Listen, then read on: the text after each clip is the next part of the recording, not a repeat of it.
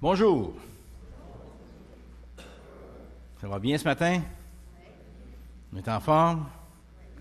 On est prêt pour la prochaine canicule? Oui. Non? Faut que les airs climatisés soient tous prêts à fonctionner dans le tapis. Deux petites choses avant que je commence. On a besoin d'une aide de plus à la garderie. Donc, peut-être une personne qui lèverait la main pour aller aider ce matin. Linda? Oui, mais juste aller voir Linda s'il manque quelqu'un, puis tu reviendras après, pour être certain que tout est correct à la garderie. Autre chose aussi, Marie-Ève Gaudreau est ici avec nous ce matin. Marie-Ève, alors son mari est en train d'être au travail encore en Afrique, il fait la tournée, il se promène, je pense qu'on m'a dit, en moto. Il fait de la moto pendant que toi, tu es ici. OK. Non, il fait je pense que c'est de la députation qu'il fait à travers les églises. Un voyage missionnaire en moto. OK. Ah ouais, ça c'est officiellement, c'est un voyage missionnaire, une tournée en moto. Bon, OK. OK, bien, on est content que tu sois avec nous ce matin. Oui. En Afrique, je crois. En Afrique du Sud. Du Sud. Alors, Marie-Ève, tu es ici pour jusqu'à la fin de l'été, je pense? Un autre 4 semaines. Bravo. Alors, il ne faisait pas assez chaud là-bas. Ici, c'est encore plus chaud.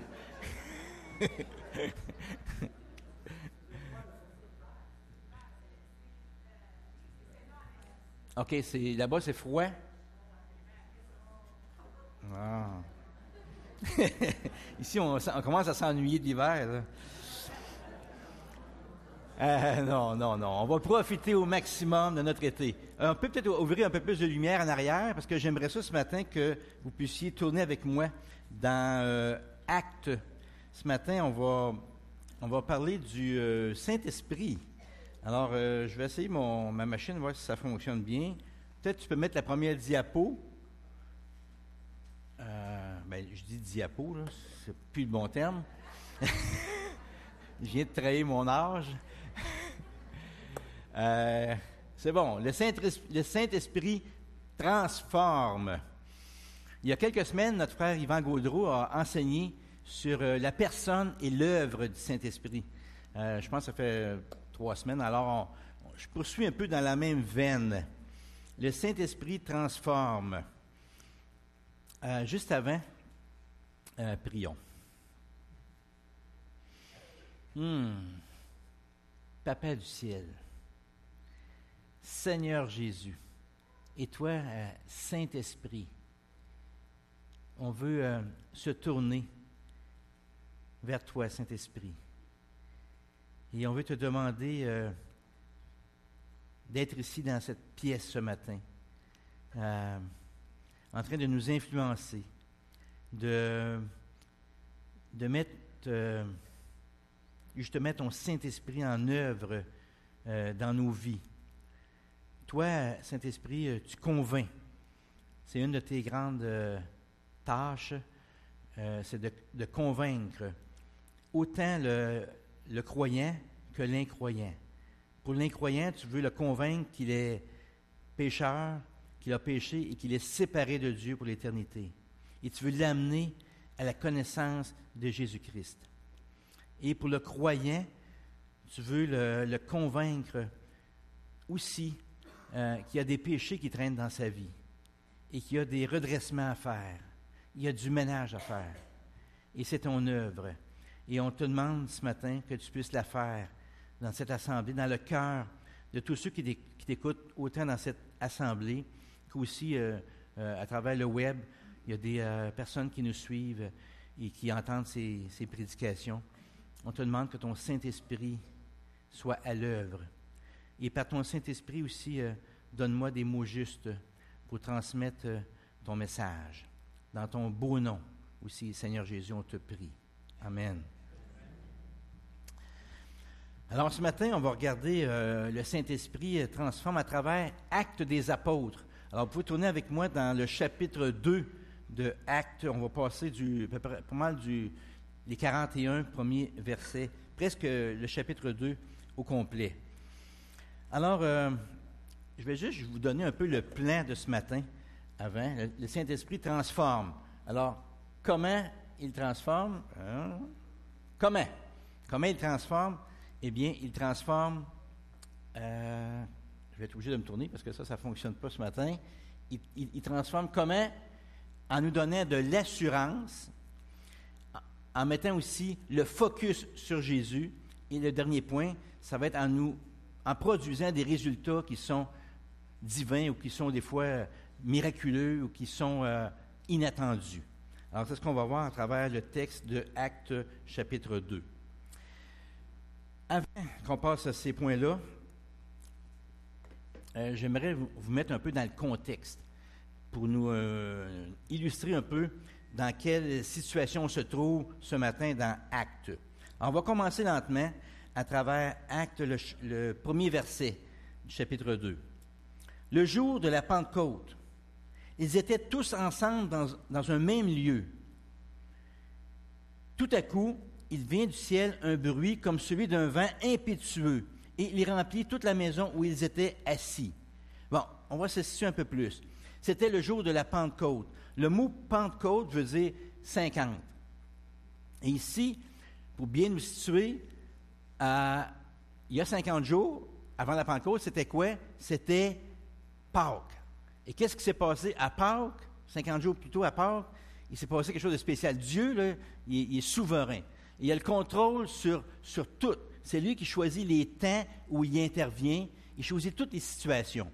Et en particulier, il aime les fêtes. C'est un Dieu joyeux, on peut dire. Hein? Il aime les fêtes.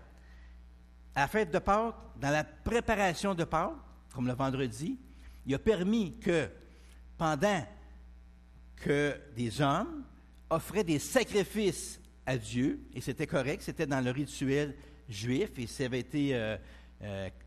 c'était une genre de préfiguration de ce qui s'en venait. Qu'est-ce qu'on faisait à Pâques? On se rappelait que longtemps d'avance, quand que le peuple Israël était en Égypte, on avait mis du sang sur les contours de la porte. Pourquoi qu'on faisait ça? Pour être protégé quand l'ange de la mort allait passer ce soir-là, eh bien, que les premiers-nés de chaque famille soient sauvés. Donc, c'était comme un Passover. Ça permettait qu'on soit épargné de la mort. Et ça, c'était un symbole, un signe que Dieu voulait qu'on garde en mémoire. Donc, la fête, les préparatifs de la Pâque, pendant qu'à Jérusalem, il y a des milliers d'agneaux qui se faisaient égorger en vue d'être offerts en sacrifice le jour de Pâques. En même temps, la même journée, en même temps, pas tellement plus loin, un petit peu en dehors de la ville de Jérusalem, il y avait Jésus qui était là, en train d'être offert en sacrifice à son Père pour le pardon des péchés. Donc, son sang coulait, mais en même temps, il y a le sang de milliers d'agneaux qui coulaient également au temple. En même temps. 3 jours plus tard, Jésus ressuscite des morts, à Pâques même. Et là, c'est une journée grandiose. Quelques jours après, qu'est-ce qui arrive après la Pâque? Pendant 40 jours, Jésus apparaît à ses disciples, à ses proches, et il leur enseigne, il mange avec eux autres, il leur montre ses mains percées, il prend du temps avec eux autres, et plusieurs disciples reçoivent la venue de Jésus pendant 40 jours. Et après le 40e jour, Jésus s'élève au ciel, et juste avant, il donne ses dernières recommandations à ses proches. Il leur dit qu'il leur enverrait un consolateur qui allait venir. Il dit, éloignez-vous pas, restez ensemble à Jérusalem. Restez ensemble. Je vous envoie, c'est imminent. Là, dans les prochains jours, je vous envoie un consolateur. Et puis là, Jésus monte au ciel. Ils le perdent de vue dans le ciel. Et là, ils se rassemblent, les disciples. Ça, on voit tout ça dans le premier chapitre de Actes. Ils se rassemblent dans une pièce haute, qu'on appelle. Et puis là, ils sont ensemble. Et puis là, ils attendent ce consolateur. Ils ne savent pas trop c'est quoi exactement, mais ils attendent, c'est-tu un genre d'autre Messie qui va venir? C'est-tu un ange? Ils ne savent pas trop c'est quoi, mais ils attendent ce consolateur-là. Ils sont là dans cette chambre haute, 120 personnes, en train de prier et d'attendre. Et qu'est-ce qui arrive à Pâques? Pas à Pâques, je veux dire, à la Pentecôte. Pentecôte, on est 50 jours plus tard. Dieu a choisi cette journée-là, une fête grandiose qui était à Jérusalem pour justement envoyer son consolateur. Et c'est ça qu'on va voir un petit peu. Alors, le jour de la Pentecôte, ils étaient tous ensemble dans un même lieu, dans cette chambre haute, les 120, qu'on nous dit au chapitre 1. Et tout à coup, c'est subite, là, c'est quelque chose qui arrive subitement. Il vient du ciel, ça vient du ciel, un bruit, un grand bruit, comme un peu celui d'un vent impétueux, genre, je ne sais pas si on pourrait dire tornade ou ouragan, ou quelque chose qui fait du bruit. Et on va voir un peu plus loin que ça fait tellement de bruit que toute la multitude qui était réunie pour la Pentecôte, pour la grande fête de Pentecôte aussi, je vous ai dit multitude, pourquoi que je dis ça? Parce que il y avait 3 grandes fêtes chez les Juifs. La Pâque, qu'on a vue il y a 50 jours, la Pentecôte, et un peu plus tard, et ça suivait aussi les saisons. Aussi la Pâque, c'était comme au printemps, la Pentecôte un peu dans l'été, comme on est là actuellement. Et aussi, il y avait un autre nom pour la fête de la Pentecôte, c'est la fête des moissons. Donc, on apportait à Dieu nos prémices de nos récoltes. Et plus tard, un peu à l'automne, il y avait la fête des tabernacles ou la fête des tentes, où on se rappelait notre séjour dans le désert pendant 40 ans. Donc, le temps, l'année des Juifs était marquée par des grandes fêtes comme ça. Puis ces 3 grandes fêtes-là, qui sont les 3 plus grandes fêtes, les Juifs pieux qui avaient été déportés à travers d'autres villes, d'autres pays, assez loin même, en Mésopotamie, très loin, en Égypte, là, ils profitaient de ces 3 grandes fêtes-là pour s'en venir adorer Dieu au temple durant ces fêtes-là. Donc, ils faisaient un genre de pèlerinage. Et c'est pour ça que la ville, autant à Pâques que là où on parle ce matin, à la Pentecôte, était remplie de Juifs qui venaient de très loin pour adorer. Donc, je me dis au verset 2, tout à coup, c'était subite, ça vient du ciel, un bruit fort, un peu comme un vent impétueux, et il remplit toute la maison où ils étaient assis. Et là, des langues, semblables à des langues de feu, leur apparurent, séparées les unes des autres, et se posèrent sur chacun d'eux. Imaginez la scène. 120 personnes dans une salle un peu comme notre salle qu'on a en haut ici, là, la salle où les jeunes sont en train de s'amuser. Et ça peut prendre à peu près au moins 200 quelques personnes là-dedans. La salle était un peu moins grande. 120 personnes qui étaient assis là, qui attendaient depuis 10 jours, qui attendaient la venue de ce consolateur. Puis là, ils entendent ce bruit énorme qui vient du ciel, qui rentre dans la pièce, un vent comme un vent impétueux, et ces langues de feu, comme des langues de feu, qui apparaissent au-dessus de leur tête. Imaginez, ça devait être impressionnant. Les langues de feu, tu vois ça, là, les 120 personnes, ça devait être impressionnant. Et là, c'est pas tout. Et là, ils furent tous remplis du Saint-Esprit et ils se mirent à parler en d'autres langues, selon que l'Esprit leur donnait de s'exprimer. Or, il y avait en séjour à Jérusalem, un peu comme je vous disais tout à l'heure, des hommes juifs, hommes pieux, de toutes les nations qui sont sous le ciel. Donc, ça venait un peu, comme je vous disais tout à l'heure, de très loin. Et au bruit qui eut lieu, la multitude accourut. Donc, c'est les gens qui étaient là à Jérusalem accourent en entendant ce bruit-là. Qu'est-ce qui s'est arrivé? C'est une explosion, comme un peu Jocelyn nous disait tout à l'heure. Il arrive des explosions, des fois. Il faut faire attention avec les explosions. Hein. Des fois, les médias ils peuvent prendre des petits bouts de ce qu'on dit. Hein. Ça va exploser. Puis là, ils ramènent ça dans d'autres situations. Mais ici, ils entendent un bruit pas infernal. Ça ne marche pas. Un bruit un vent impétueux. Et puis là, ça les attire. Ils sont attirés par ce bruit-là. Et là, qu'est-ce qui arrive? Après avoir entendu la multitude accourut et elle fut confondue parce que chacun les entendait parler dans sa propre langue. Ils étaient tous dans l'étonnement et la surprise. Ils se disaient les uns aux autres, « Voici ces gens qui parlent, ne sont-ils pas tous des Galiléens? Et comment les entendons-nous dans notre propre langue à chacun, dans notre langue maternelle? Parthes, Médès, Élamites, ceux qui habitent la Mésopotamie, la Judée, la Cappadoce, le Pont, l'Asie, la Phrygie, la Pamphylie, l'Égypte, le territoire de Libye, voisines de Cyrène, et ceux qui sont venus de Rome, juifs et prosélytes, crétois et arabes, toute une gang. Comment les entendons-nous parler dans nos langues des merveilles de Dieu? Ils étaient tous dans l'étonnement, ils ne sachant que penser, ils se disaient les uns aux autres, qu'est-ce que ça veut dire? Il se passe de quoi ici? Mais d'autres se moquaient et disaient, ils sont pleins de vin doux. Ici, au Québec, on dirait gang de gars chauds. Tu sais? OK. On est toujours avec moi? On est en train de visualiser la scène?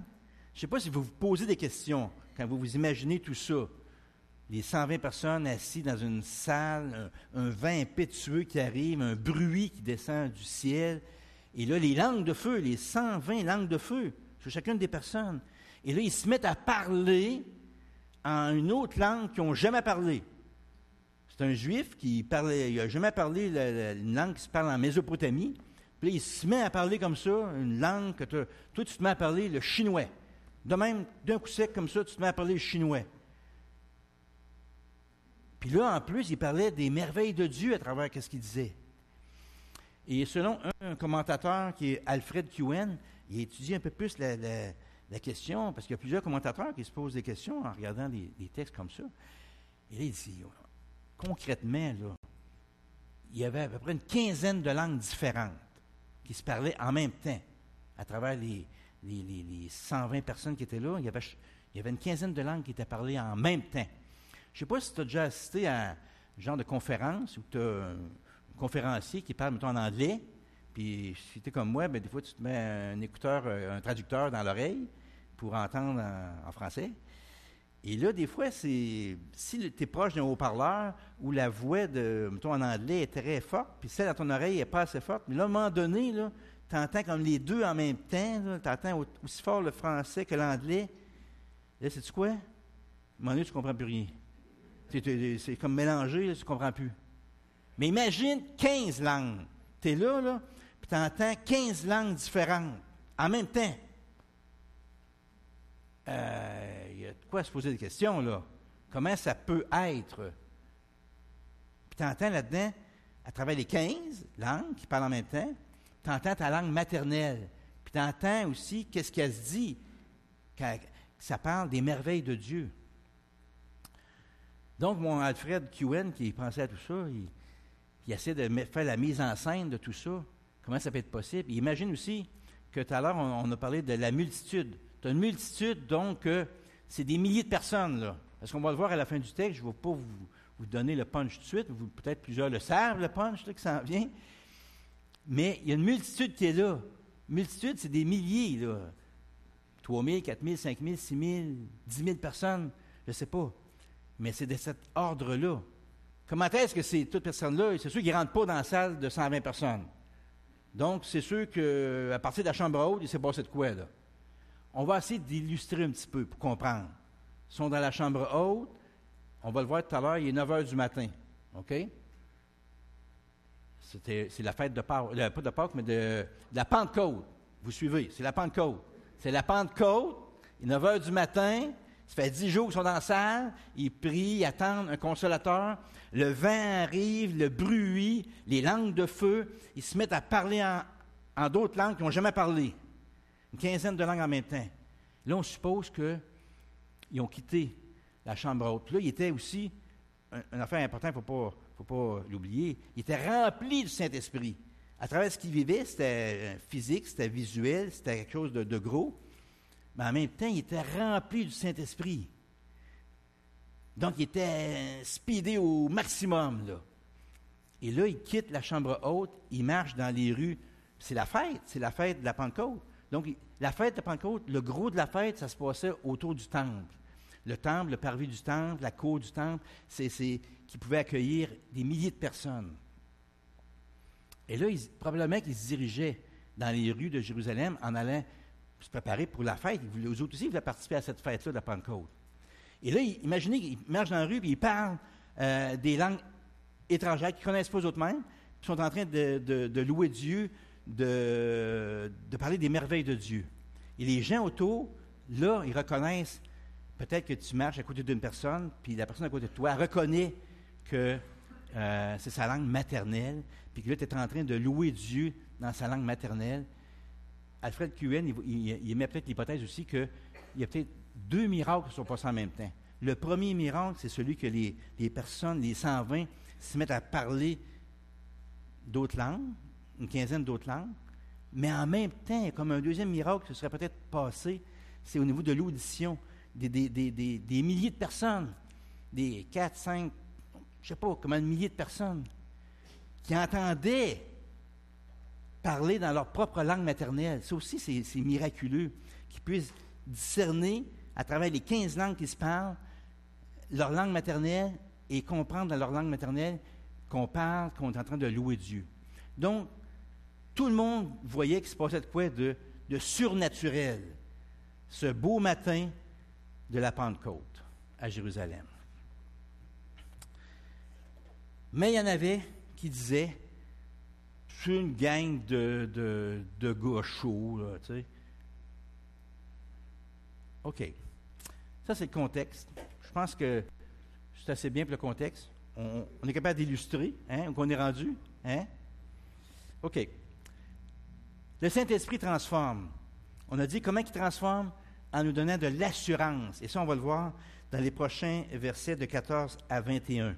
Il nous donne de l'assurance. Comment est-ce qu'il fait ça en pratique? On va le voir. Au verset 14. Alors Pierre, l'apôtre Pierre, se présentant avec les 11 autres disciples avec lui, il élève la voix et leur parla en ces termes. Imagine la scène, là. Il est proche, il est peut-être dans le parvis du temple. Là, il se trouve une place un petit peu haute, parce que là, tu veux t'adresser à, on parle de 5-6 000 personnes, je ne sais pas, là. Je veux dire, il faut que tu fasses de quoi, là, pour te faire remarquer. Peut-être qu'il monte sur un petit podium, ou je ne sais pas. Puis là, il élève la voix. Il leur parle en ces termes. « Hommes juifs, et vous tous qui séjournez à Jérusalem, sachez ceci, et prêtez l'oreille à mes paroles. Ces gens-là, que vous dites qu'ils sont ivres, comme vous le supposez, c'est pas possible, parce qu'il est juste 9 heures du matin. Ici, la 3e heure du jour, on comptait les heures à partir de le lever du soleil, c'était 6 heures le matin. La 3e heure du jour, ça correspond à 9 heures du matin. Hey, des ivrognes, là, même des ivrognes, à 9 heures du matin, ils ne sont pas chauds, quand même. Tu sais? Fait que là, ça ne tient pas debout de votre affaire. C'est ça qu'il est en train de leur dire, là. Il dit, votre argument, là, que c'est une gang de gars chauds qui disent n'importe quoi, là, non. Ça ne tient pas en route. Mais ça prend de l'audace, quand même, pour adresser une situation comme ça. Ça prend de l'assurance. Mais n'oubliez pas que Pierre, qu'est-ce qu'il venait de vivre peut-être 1 heure ou 2 avant, là, hein? Flamme de feu, le vin impétueux, rempli du Saint-Esprit, parle en d'autres langues qu'il n'a jamais parlé avant.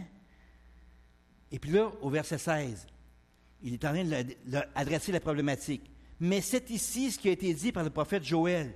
Là, il s'adressait à qui? L'auditoire, c'était qui? C'était des hommes pieux. C'est des hommes qui aimaient Dieu. Ils s'étaient déplacés de loin pour venir adorer Dieu dans le temple à travers cette fête de la Pentecôte. Donc, c'était des gens qui avaient une oreille.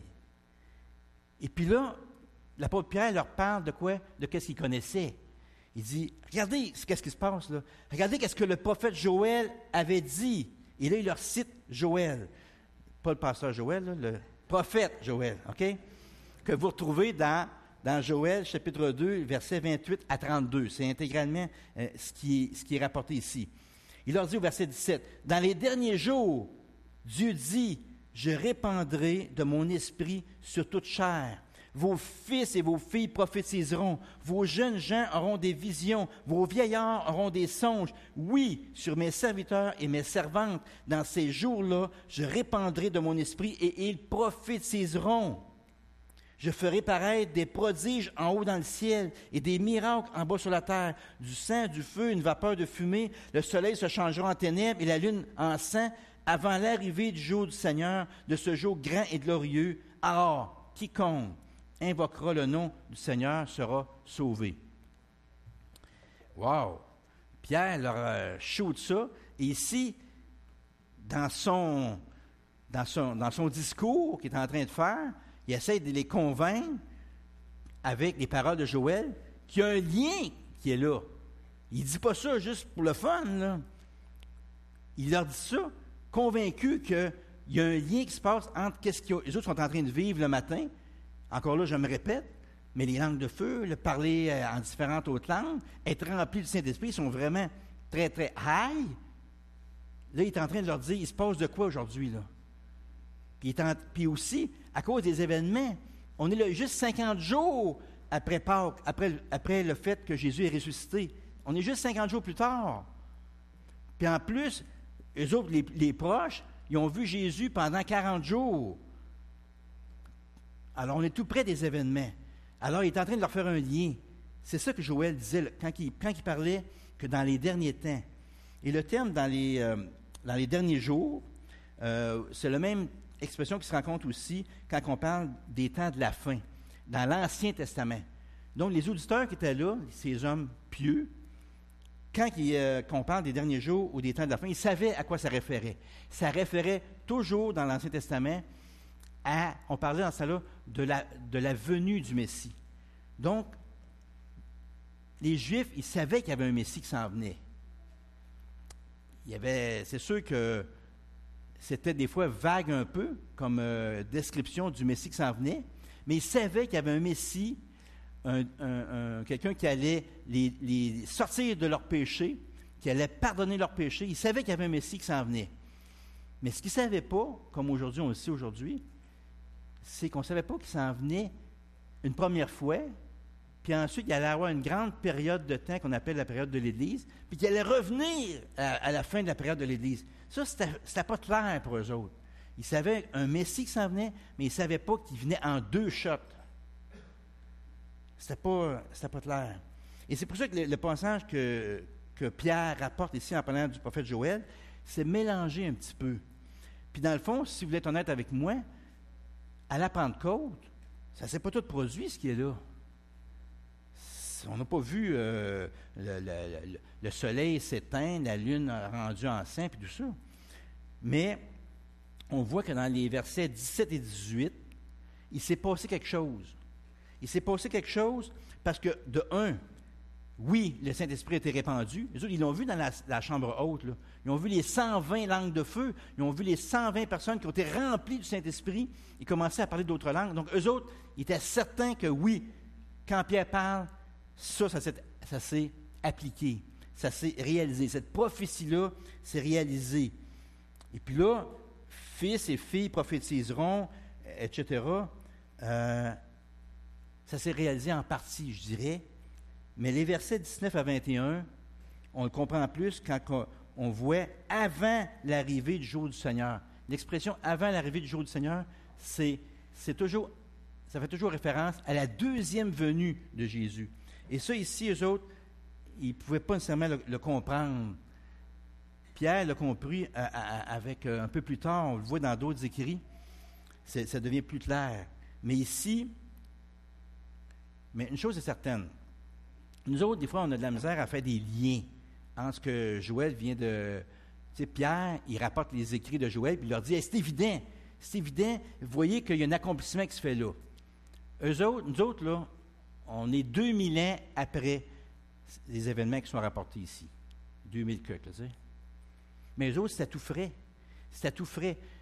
Fait que quand Pierre parle comme ça, et puis qu'il cite un prophète comme Joël, dans leur idée, les liens se sont faits et c'était clair. La preuve que c'était clair, c'est qu'à la conclusion, on va le voir, qu'est-ce qui s'est passé. Ils ont accepté ces liens-là que Pierre était en train de faire par rapport à Joël. OK. Donc ici, ce que je voulais mettre le focus un peu, c'est que l'Esprit transforme. Le Saint-Esprit nous transforme en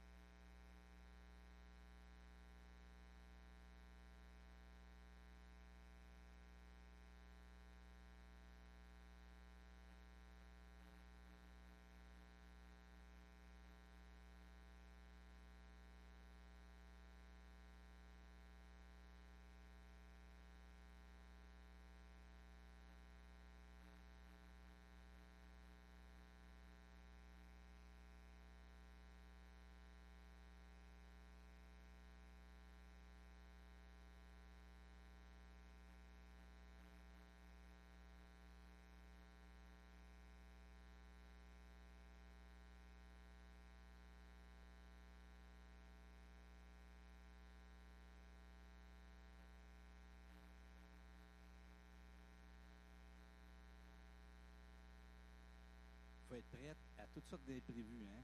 Des fois, c'est le PowerPoint qui lâche. Des fois, c'est le micro qui lâche. Le lutrin qui descend.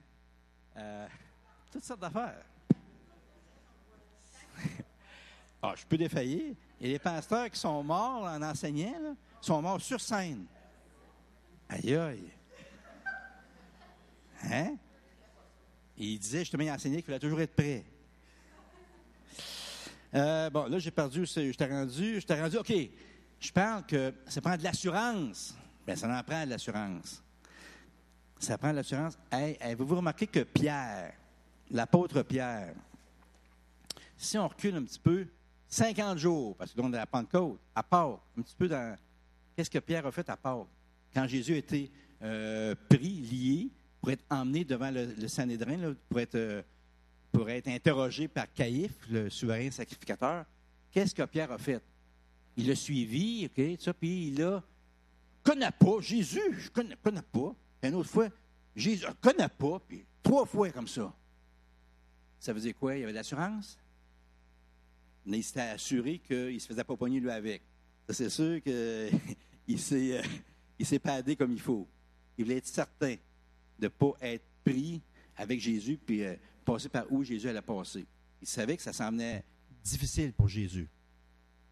Mais là, ici, 50 jours plus tard, on voit tout un autre Pierre. On dirait même que ce n'est pas la même personne qui ose s'adresser même aux 3, 4, 5, 6 000 personnes, puis que là, il s'adresse à eux autres avec assurance. Il leur parle il leur adresse la problématique. On va le voir plus tard. Il ne va pas avec le dos de la cuillère. Donc, ça, c'est le premier point avec assurance. Le deuxième point, qu'est-ce que le Saint-Esprit fait? C'est qu'il met le focus sur Jésus. Il met constamment le focus sur Jésus. C'est son œuvre. Il veut nous convaincre que Jésus est la solution. Et il n'y en a pas d'autre. Il veut vraiment nous convaincre, mettre le focus. Lui, il est effacé, le Saint-Esprit. Il n'est pas en première page ou en première place. Il va toujours mettre les projecteurs sur Jésus. Ici, on va très bien le voir à travers ce que Pierre est en train de faire. Là, vous l'avez vu, hein, c'est un discours qu'il fait. Il s'est mis un peu surélevé, il a parlé fort pour attirer l'attention. Il a convaincu un peu l'auditoire en leur disant que « Hey, c'est pas une gang de gars chauds, là, c'est pas ça. » Là, il leur a dit « Hey, ce qui se passe ce matin, là, c'est exactement ce que Joël avait prévu. » Puis là, il leur donne des détails. Puis les gens font des liens devant eux autres. Là. Et là, il continue, il change, par exemple, il les ramène à Jésus. On va voir comment il leur ramène ça. Au verset 22. En fait, juste avant, je vais vous donner un peu le plan qui s'en vient, la façon dont il va mettre le focus sur Jésus. Il va leur dire un verset, le verset 22, qui va parler de la vie de Jésus. Et il va aussi ensuite parler du verset 23, ici en arrière, il va leur parler, dans un verset, il va leur parler de la mort de Jésus. Et dans les 9 prochains versets, il leur parle de la résurrection de Jésus.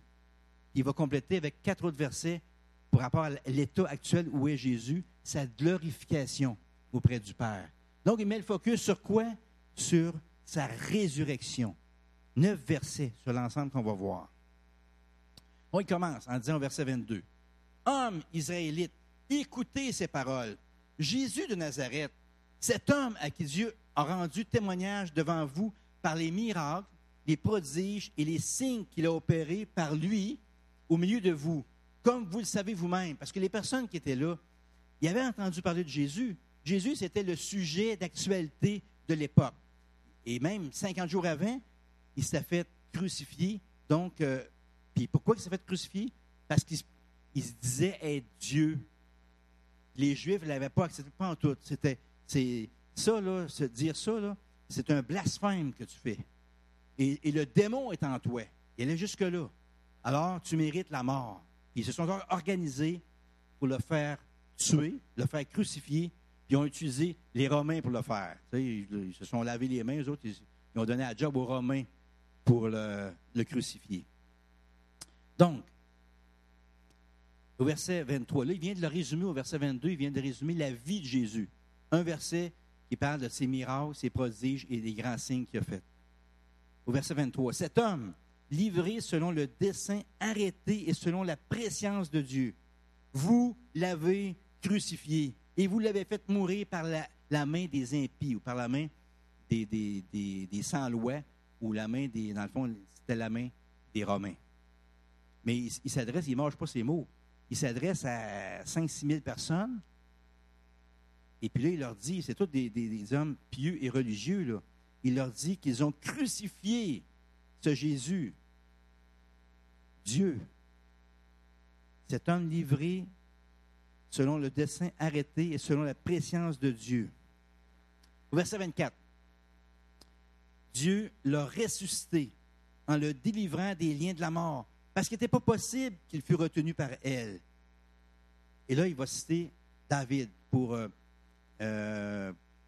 comme point dans le fond, pour justifier ce qu'il est en train de dire, pour prouver ce qu'il est en train de dire. Car David dit de lui, c'est qui? C'est Jésus. Je voyais, et ça, cette référence-là, les versets 25 à 28, vous les retrouvez dans le psaume 16, les versets 8 à 11. C'est David, c'est le grand roi David qui dit ceci. Et on sait aussi que David, il y avait des ennemis. Il était souvent du monde qui courait après lui, puis il y a eu des bouts difficiles. Et quand David écrit ça, ce texte-là, on peut le lire si on ne savait pas ce qu'on sait aujourd'hui, puisque Pierre aussi a su, par le Saint-Esprit qui lui expliquait les choses, hein, on pourrait très bien le lire si on veut, au premier niveau, en disant que le « je voyais », le « je » étant David. Puis ça fait beaucoup de sens quand on lit en disant que David, c'est le « je », que David voyait constamment le Seigneur devant lui, parce qu'il est à sa droite, afin que je ne sois point ébranlé, etc. Mais si on le relit comme un peu ici ce que l'apôtre Pierre essaie de dire aux Juifs qui sont devant lui, prenez le « je » et mettez Jésus à la place. C'est prophétique qu'est-ce que David est en train de dire. Il parlait de Jésus, de ce Messie-là, qui était souffrant sur la croix. Regardez bien, quand on lit en pensant que c'est Jésus qui parle de lui-même, qu'est-ce que ça nous donne, qu'est-ce que ça nous révèle par rapport au sentiment de Jésus qui était sur la croix. Jésus, le « je », c'est Jésus, je voyais constamment le Seigneur, c'est-à-dire mon Père, l'Éternel, devant moi.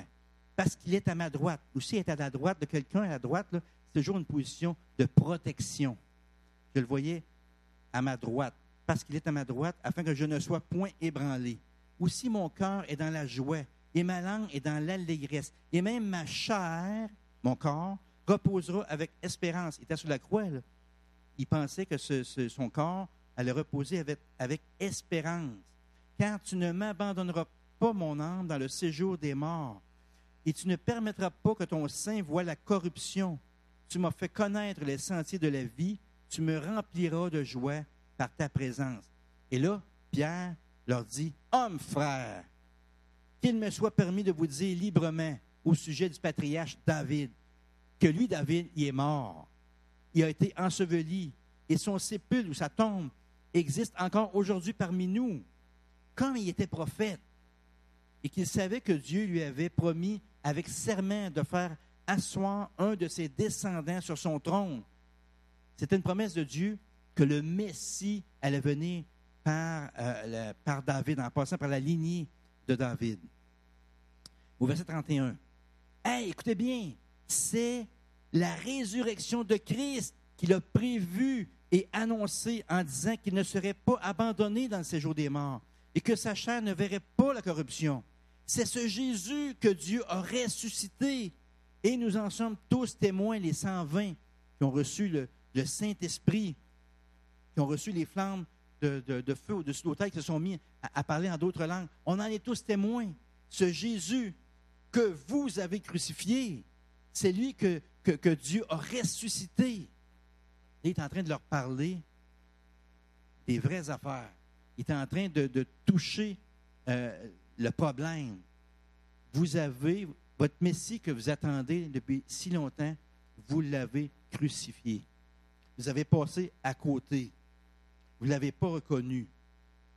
Et peut-être même que dans les gens à qui s'adressait Pierre, il y avait peut-être des gens que 50 jours avant, ils étaient là devant Pilate, puis ils étaient de la gang, là, qui disaient « Crucifiez! Crucifiez! » en voulant crucifier ce Jésus qu'on leur disait qui était, dans le fond, qui était un imposteur. C'est comme ça qu'ils le voyaient. Qu'ils se prenaient pour Dieu. OK. C'est ce Jésus que Dieu a ressuscité et nous en sommes tous témoins. Et le dernier point, c'est sa glorification, où que l'apôtre Pierre amène le focus sur Jésus. Il leur dit que Jésus est vraiment le Christ. Au verset 33, « Élevé par la droite de Dieu, il c'est Jésus, a reçu du Père le Saint-Esprit qui avait été promis. Et il l'a répandu, comme vous le voyez et vous l'entendez. » Là, ici, il fait référence à ce qui s'est passé le matin. Dieu est en train de parler aux Juifs. Il dit, « Hey, faites des liens un petit peu, là. Ce Jésus-là, il est rendu au ciel, et au ciel, Dieu le Père lui a donné le Saint-Esprit. Et qu'est-ce que Jésus a fait avec le Saint-Esprit? Il l'a répandu, il vous l'a envoyé, comme on l'a vécu, nous autres, dans la chambre, là, quand on a reçu les 120 langues de feu, et quand on s'est mis à parler en langue, et que là, on a été remplis du Saint-Esprit. On l'a vécu. On peut vous attester ça. Et même vous autres, là, vous l'avez vu, qu'est-ce qui s'est passé ce matin. Vous l'avez vu, vous avez vu ce bruit-là qui venait du ciel. Vous avez vu qu'on s'est mis à parler en d'autres langues. C'est miraculeux ce qui se passe. C'est une action de Dieu. C'est Dieu qui est à l'œuvre. C'est le Saint-Esprit qui avait été promis et qui est répandu comme vous le voyez et l'entendez. Au verset 34, « Car David n'est point monté au ciel, mais il dit, David, de lui-même, le Seigneur a dit à mon Seigneur, assis-toi à ma droite jusqu'à ce que je fasse de tes ennemis ton marchepied. » Ici, David, le psaume qui est ramené ici, David, c'est dans le psaume 110. Et dans le fond, Pierre est en train de leur dire que Jésus est Dieu. Assis-toi à ma droite, c'est comme le Seigneur dit à son Seigneur, c'est comme si l'Éternel dit à Jésus, assis-toi à ma droite, jusqu'à ce que je fasse de tes ennemis ton marchepied. Il confirme, au verset 36, on le voit encore plus, que toute la maison d'Israël sache donc avec certitude que Dieu a fait Seigneur et Christ, ce Jésus que vous avez crucifié. C'est clair et net. Donc, il y a bien des façons d'emmener l'Évangile. Il y a bien des façons quand on témoigne. Il y a toutes sortes de trucs, un peu comme Justin nous parle. Mais vraiment, la recette qu'on voit ici, que Pierre nous enseigne, c'est de focusser sur Jésus. Parler uniquement de Jésus. Que Jésus, qui est Jésus? Il est le Fils de Dieu. Il est mort sur la croix, crucifié. Il a donné son sang pour tes péchés, pour que tous tes péchés soient pardonnés. Il y a pas, on peut parler de d'autres affaires à côté, mais l'essentiel, c'est Jésus. Il faut vraiment mettre le focus sur Jésus. Quand on parle du Seigneur, quand on veut témoigner, il y en a juste, tu sais, il y a juste Jésus qui sauve. Il n'y a personne d'autre. Si tu n'as pas Jésus, ben, tu n'es pas sauvé. Tu sais, c'est noir ou c'est blanc. Il n'y a pas de zone grise. Et le dernier point, OK, le Saint-Esprit transforme en produisant des résultats divins. Et c'est ça qu'on va regarder ici, dans les derniers versets.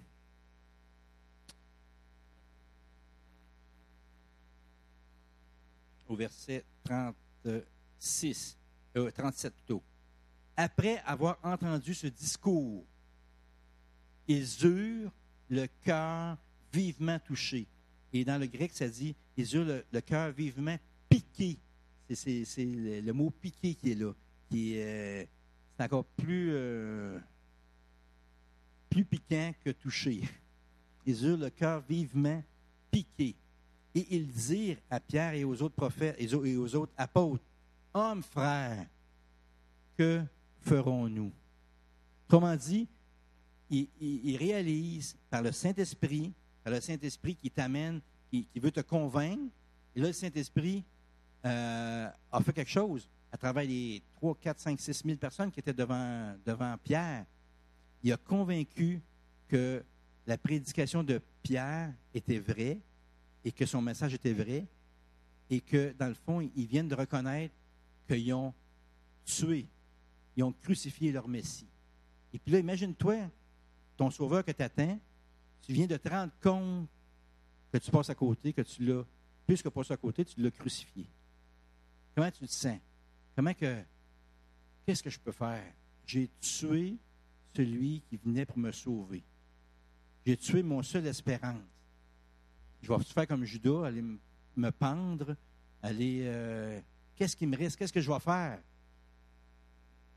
Ici, ils se tournent vers Pierre et ils disent, que ferons-nous? Qu'est-ce qu'on va faire? Qu'est-ce qu'on fait quand on est devant un mur?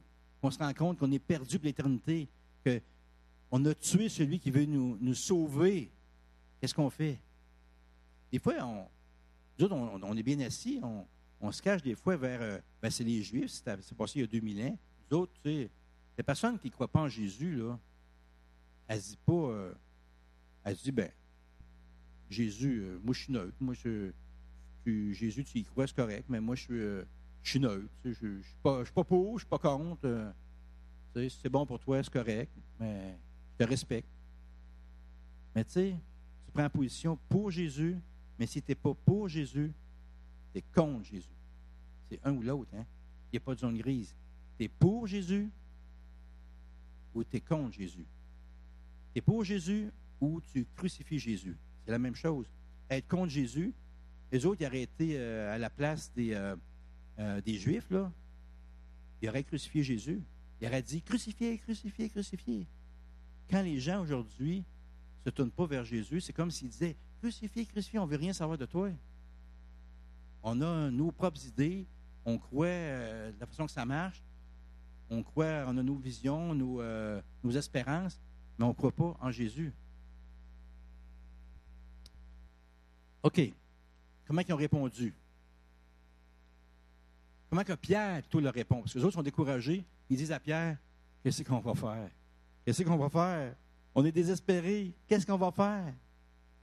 Et Pierre leur dit, au verset 38, repentez-vous et que chacun de vous soit baptisé au nom de Jésus-Christ pour le pardon de vos péchés et vous recevrez le don du Saint-Esprit. Il leur donne la recette. Il leur dit, repentez-vous. Le mot repentez-vous, ça implique un changement radical. C'est radical, repentez-vous. Tu t'en allais dans une direction, tu vires de bord, puis tu t'en vas dans l'autre direction. Un changement complet, 180 degrés. Repentez-vous et que chacun de vous soit baptisé. Ici, ce n'est pas une condition, l'histoire de baptiser, c'est plus une obéissance, une manifestation extérieure, prouvant que tu t'es repenti et que tu as accepté Jésus comme ton Seigneur et ton Sauveur. C'est la première obéissance que tu as à faire, de te faire baptiser pour rendre public ce qui s'est passé intérieurement dans ton cœur. Comme le baptême qu'on a eu de notre frère la semaine passée. C'est la semaine passée? Ton frère, le frère qui est Michel qui a passé par les eaux du baptême. Michel, il a affirmé publiquement qu'est-ce qui s'est passé intérieurement. Et merci, Michel, parce que tu as obéi. Et vous recevrez le don du Saint-Esprit. Car la promesse est pour vous, pour vos enfants et pour tous ceux qui sont au loin, en aussi grand nombre que le Seigneur, notre Dieu, les appellera. Et par plusieurs autres paroles, il les conjurait et les exhortait, disant, « Sauvez-vous de cette génération perverse. » Et le dernier point, au verset 41, « Ceux qui acceptèrent sa parole furent baptisés. Et en ce jour-là, le nombre des disciples augmenta d'environ 3000 âmes. » 3000 personnes parmi la masse qui écoutait, les 4, 5, 6 000, on ne sait pas exactement comment il y avait d'auditeurs, mais à travers il y a 3000 personnes ce jour-là qui ont été saisies du Saint-Esprit, qui ont été convaincus de leur péché et qui ont réalisé que Jésus était la solution et qui se sont mis à genoux, qui ont reconnu leur faute, qui ont reconnu leur erreur, qui ont reconnu que sans Jésus, ils étaient perdus pour l'éternité. Et là, ils ont été sincères, ils ont accepté. Et la parole de Dieu nous dit qu'il y a 3000 personnes qui sont nées de nouveau, qui ont été remplies du Saint-Esprit cette même journée-là et qui même ont été baptisées. Imagine-toi, on était à la Pentecôte, la grande fête. Imagine-toi sur le parvis du temple. Comment ils se sont organisés en pratique, on n'a pas de détails. Mais il a fallu qu'ils sortent des chaudrons ou des je ne sais pas quoi, là. Mais il a fallu qu'ils installent des baptistères quelque part puis qu'ils baptisent 3000 personnes dans la même journée. Il y avait l'ouvrage. Mais c'était la fête. Il y a une grande fête. Et Dieu s'est servi de cette grande fête-là, un peu comme il a fait à Pâques, il a fait un événement spécial, puis on se rappelle de la Pâques, et on se rappelle de la Pentecôte comme étant l'inauguration officielle de la première Église. Ça a commencé là, l'Église. C'est là la première Église où que le Saint-Esprit a été répandu. Le matin, 9 h le matin, 120 personnes. Et un peu plus tard, on n'a pas exactement l'heure, peut-être au début de l'après-midi, après le discours de Pierre, 3000 personnes qui s'ajoutent. Imagine-toi l'effervescence, la joie qui est là. Là, ils voulaient tous se faire baptiser tout de suite. Et on n'y est pas avec ça. Et là, ils étaient dans la joie, ils rendaient grâce à Dieu. Et même les 120 qui parlaient d'autres langues continuaient à parler d'autres langues, des langues intelligentes là, qu'on comprend, qui se comprennent à l'époque. On va terminer comme ça. Et je vais prier. Seigneur, notre grand Dieu, Saint-Esprit, on veut te remercier d'être venu parmi les hommes, comme tu l'as fait ce jour de la Pentecôte, et comme que tu le fais aujourd'hui, dans chacun de tes enfants. Tu viens le sceller, habiter dans son corps pour la vie éternelle. Tu le rassures, tu le convaincs, tu le diriges, tu le rends sensible à Jésus. Tu permets qu'il tourne le focus sur Jésus, que ton enfant parle, ouvre la bouche avec assurance et parle de comment tu es intervenu dans sa vie, comment Jésus a sauvé et peut toujours sauver celui qui se tourne vers lui. Dans cette salle, dans ceux qui nous écoutent peut-être aussi sur Internet, peut-être que toi, tu es devant un mur. Peut-être que tu es devant une situation où il n'y a pas d'espoir pour toi. Tu ne sais pas quoi faire. Tu es pris dans un piège. Tu es pris devant des circonstances qui te dépassent. Tu ne sais pas, tu te sens mal, gêné, accusé. Et le Seigneur Jésus est là et voudrait entrer dans ta vie. Et le Saint-Esprit dirige aussi les projecteurs vers Jésus. Tu peux, en tout temps, reconnaître ton désespoir, reconnaître ta faute, reconnaître que tu es séparé de Dieu pour l'éternité et demander à Jésus qu'il vienne dans ta vie, qu'il prenne ton péché, qu'il le pardonne comme il l'a à cause de son sacrifice à la croix. Il a la capacité d'effacer tous tes péchés. Confie-toi en lui, remets-lui ta vie. Maintenant, vis pour lui. Vis pour lui, reçois le Saint-Esprit, sois baptisé dans le beau nom de Jésus. Amen.